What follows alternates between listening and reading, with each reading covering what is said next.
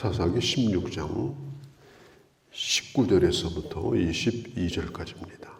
어떤 성경학자들은 이 삼손을 사사라고 인정하지 않습니다. 그래서 삼손이 있었던 20년 동안은 그냥 이스라엘 역사에서 빼버립니다. 왜냐하면 아무리 읽어봐도 이 삼손이 사사같지라는 거예요. 사사로 불렀는데 그는 사사로서 살질 않았고 또 태어날 때부터 나실인으로 하나님이 구별하셨는데 단 한 번도 나실인으로 산 적이 없습니다. 그렇기 때문에 이 삼손에 대해서 아주 강한 거부감을 가진 이런 사람들이 있습니다. 그래서 어느 사사들보다도 이 삼손에 대한 메시지라든지 삼손에 대한 책이라든지 이런 게 별로 없어요. 또 삼손이라는 이름을 지어가지고 자기 자식을 삼손이라고 부르는 그런 부모도 또 없습니다. 그러니까 기본적으로 이 삼손에 대해서 우리는 그냥 거부감, 이게 우리들에게도 솔직히 있습니다. 자기 혼자만 간직해야 되는 영적인 비밀, 그것을 지키지 못하고 그걸 다 말해버리고 블레셋 여인의 무릎에서 자다가 결국은 그는 짐승처럼 되어버립니다. 우리가 세상적으로 보면 어떻게 보면 이 삼손은 그냥 자기가 하고 싶은 대로 사는 그런 사람이죠. 낭만주의자죠. 이 삼손은 한 번도 결혼한 적이 없어요. 처음에는 딥나 여인하고 결혼할 뻔했죠. 그러다가 다 깨져버렸죠. 결혼할 뻔하던 여인도 죽고 그 장인도 죽고 그 다음에 가사로 내려가서 또 한 여인을 만나죠. 기생을 만나죠. 그래가지고 한밤중에 큰 문짝을 등에다 메고 산으로 올라가죠. 자기 힘 자랑하는 거예요. 그렇다고 그래서 누가 삼손을 야, 참 힘이 세다, 대단하다. 누구 한 사람도 그를 존경하거나 따르지 않습니다. 혼자 힘 자랑하고 다니는 거예요. 그렇게 하다가 솔렉이라는 골짜기에 사는 또 드릴라라고 하는 여자를 또 좋아했는데 이번에는 아주 단단하게 걸려든 겁니다. 왜냐하면 이 여자는 어마어마한 이 현상금을 삼손에게 걸고 그리고 당신 지금 방 안으로 들어간 이 삼손의 비밀을 알아내면 그걸 주겠다. 그 돈은요 수억 원 정도가 아닙니다. 엄청난 돈입니다. 그걸 걸고 이 여인에게 그걸 알아내라고 합니다. 그러니까 삼손이 중간에 튀어나가지 못하도록 또 얼마나 또 잘해줬겠어요. 그러면서 계속해서 또 삼손을 괴롭힙니다. 잘해주면서 괴롭힙니다. 잘해주면서 고통스럽게 합니다. 삼손은 성경에 보면은 16절에 달마다 그렇게 하니까 번뇌해서 죽을 지경이 되었다. 이 번뇌한다는 말이요 히브리어로 수십 가지가 돼요. 마음이 고통스럽다는 이 표현이 굉장히 많은데 오늘 이 부분은 이 알라츠라는 단어입니다. 이 단어가 뭐냐면은 그의 침착함을 잃어버렸다. 침착함. 그러니까 마음의 평화로움, 마음의 침착함. 이걸 잃어버렸어요. 그리고 마음이 조급해진 거예요. 불안해진 거예요. 너무너무 괴로운 거예요.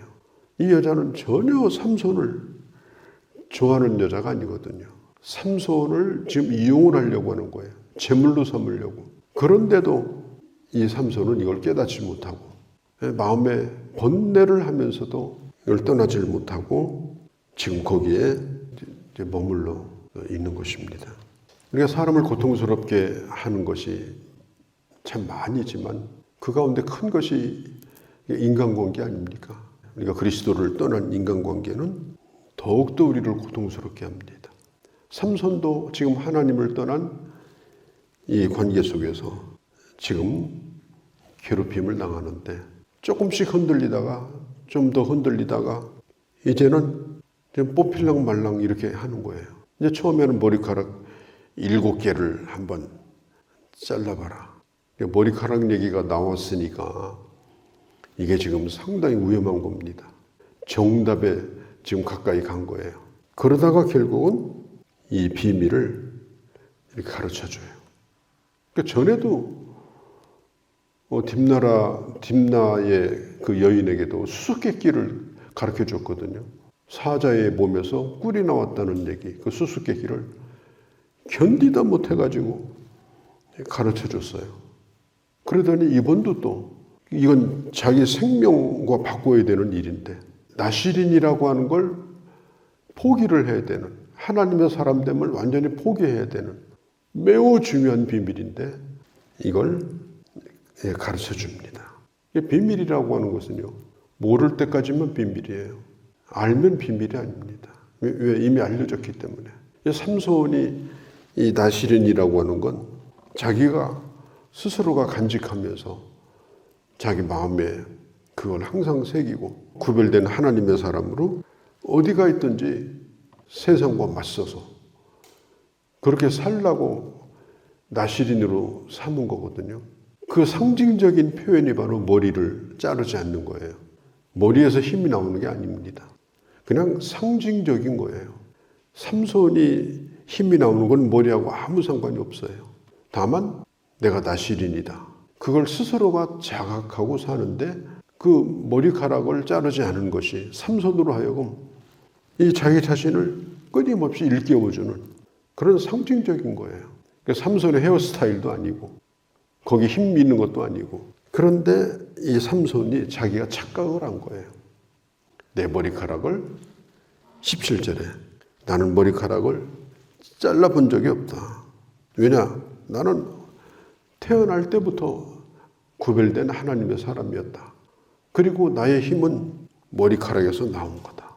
그래서 내가 이런 엄청난 일을 할 수가 있었다. 이 머리카락만 자르면 나는 힘이 없는 사람이 된다. 이 삼손이 잘못 생각한 거예요. 하나님과의 약속과 하나님과의 관계를 깨버리면 그렇게 되는 거지, 머리카락 때문에 그런 게 아니에요.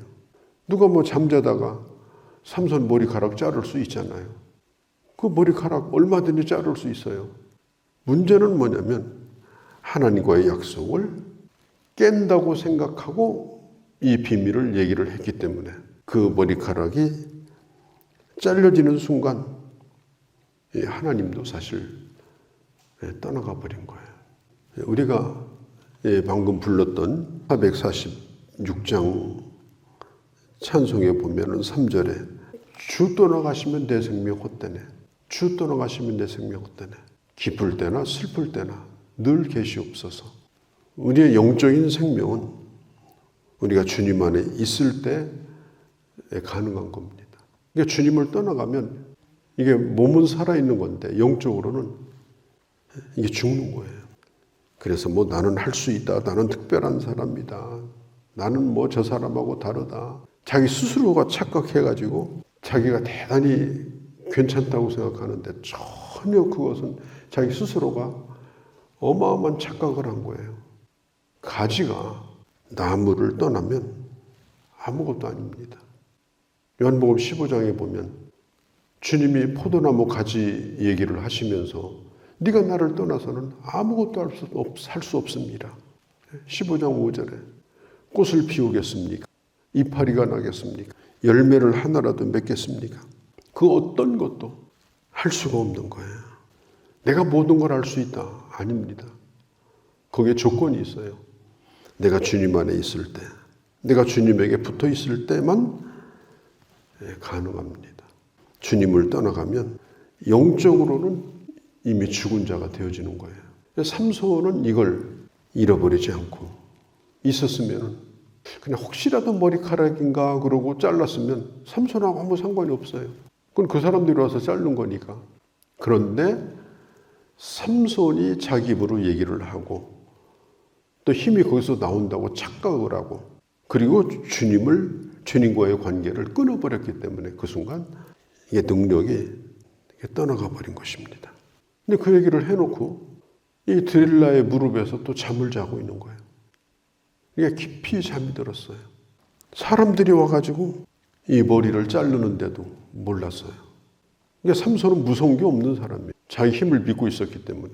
그래서 이 블레셋 한복판에서도 편하게 잠을 잘 정도로 자기를 믿고 있었던 그런 사람이에요. 하나님이 힘을 주셨을 때만 그런 사람입니다. 하나님이 힘을 주시지 않으면 그는 아무것도 아닌데 20절에 보니까 그 여자가 드릴라가 숨겨두었던 사람들이 방으로 들어옵니다. 그런데 이렇게 나와 있어요. 전과 같이 나가서 몸을 떨치리라. 삼손이 얘기하는 거예요. 전과 같이 내가 나가서 내 힘을 내가 보여주리라.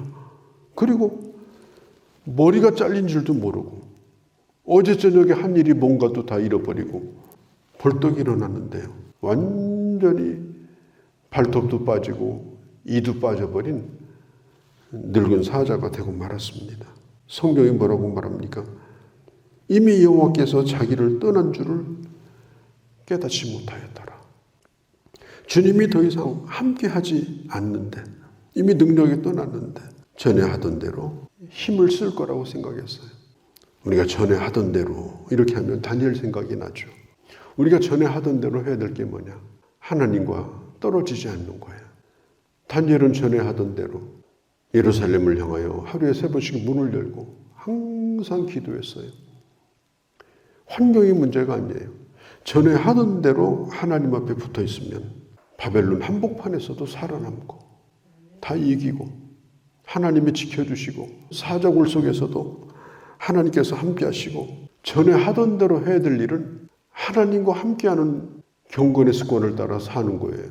그런데 이 삼손은 전에 하던 대로 힘만 쓰면 될 줄 알고 머리카락이 다 잘려가지고 머리카락이 달려서 군대로 치면 이등병처럼 돼가지고 그리고 벌떡 일어났는데 꼴이 말이 아니에요. 전에 하던 대로. 이것은 하나님과 지극히 개인적인 관계입니다. 제가 많은 사람을 만나보잖아요. 어느 교회 다닙니까? 예, 저는 몇천 명 나오는 이런 교회에 제가 나가고 있습니다. 그러면서 입에 침이 마르도록 자기 교회를 자랑을 해요. 그게 자기 신앙의 배경이라고 착각하면 천만의 말씀입니다. 미국이 얼마나 대단한 나라예요. 국방비만 1,000조 원을 씁니다. 누구도 그래서 손을 못 대요. 부자 나라입니다. 그런데 미국 거지는 정말 불쌍합니다. 수입이 없으면 무조건 길바닥으로 나가야 돼요. 살려면 우리나라처럼 이게 인심이 좋지 않아요. 그래서 대도시 가면 거지가 많아요. 비참한 거지가. 뭐 좀 어디 큰 교회에서 기웃거린다. 그런 곳이 거지가 많습니다. 거지가 아주 질비합니다. 누구도 도와주지 않습니다. 개인적으로 돌봐주지 않습니다. 어디 처박혀 있다가 굶어 죽는 거예요. 아무 상관도 없는 거예요. 하나님과의 관계가 중요한 겁니다. 다니엘은 혼자서도 믿음을 지켰어요. 전에 하던 대로 날마다 하나님을 향해서 깨어 기도하고 자기를 지키려고 했기 때문에 지킨 거예요. 이 삼손은 자기가 대단한 힘이 있다고 착각하고 그렇게 하다가 이런 지경이 됐습니다. 감옥에서 연자맷돌을 돌립니다. 여러분은 보셨죠? 동물원에 가면 구경거리 동물. 삼손을 어떻게 하든지 비참하게 만들고 싶은 거예요. 이때가 삼손은 모든 소망이 다 끊어질 때입니다. 어떤 기대도 할 수가 없어요. 그가 그 연자맷돌을 하염없이 돌리면서 얼마나 후회를 했겠어요. 얼마나 좌절을 했겠어요. 그런데 이때가 삼손이 하나님을 생각할 때입니다. 하나님을 깊이 생각하고 그리고 영적으로 정말 하나님과 교제하고 그걸 돌리면서 뭐 삼손이 내가 이렇게 사느니 내 스스로 죽겠다. 그래도 그런 마음 안 먹고 하염없이 돌리면서 하나님을 생각하면서 그런 가운데 놀라운 일이 생깁니다. 머리털이 자라기 시작해요. 머리털이 자라는 건 레벨이 되면 자라요. 노력 안 해도 돼요. 심지어 땅속에 묻힌 시체도 머리털이 자란다잖아요. 그러니까 그게 중요한 건 아닌데 성경은 기록을 해요. 그의 머리털이 밀린 후에 아주 중요한 단어가 있어요. 다시 자라니라. 이게 뭘 가르치는가 하면 단순히 머리카락이 자란 것이 아니라 다시 하나님이 그와 함께하기 시작했다. 하나님이 다시 그에게 기회를 주셨다. 이 다시라는 단어가 그거예요. 다시 기회를 주셨다. 다시 회복의 은혜를 하나님이 주셨다. 이 사사기 가운데 이 16장 22절은 특별한 구절이에요. 하나님이 그를 버리지 아니하시고 다시 기회를 주시고자 회복할 수 있는 그런 시간을 갖게 하는데, 그게 바로 오늘 이런 상황인 것입니다. 좋으신 하나님, 언제든지 다시 한번 기회를 주시는 거예요. 또 다시 한번. 그게 바로 오늘 우리가 살아가는 오늘이라고 생각을 하고, 내가 누구인가를 알고, 내가 갈 길을 생각하고, 그리고 주님과 함께 걸어가는 그런 되어주시기를 바랍니다. 걸어가신 우리 아버지, 그의 머리카락이 밀린 후에 이제 모든 것이 끝났고 이렇게 살다가 죽어야 되는 그런 상황 속에서 다시 머리카락이 자랐습니다. 이것이 당연한 거지만 삼손은 자라나는 머리카락을 보며 하나님이 나를 버리지 아니하셨군요. 다시 한번 내게 기회를 주시는군요. 다시 주님을 붙들고 의지하는 시간을 가짐으로 그 마지막을 다시 한번 준비하고 있는 이런 모습을 봅니다. 우리가 세상적인 낭만주의자로 사는 것이 아니라 하나님의 사람으로 아버지 살아가는 저희가 되게 하여 주옵소서. 우리 주 예수님의 이름으로 기도하옵나이다. 아멘.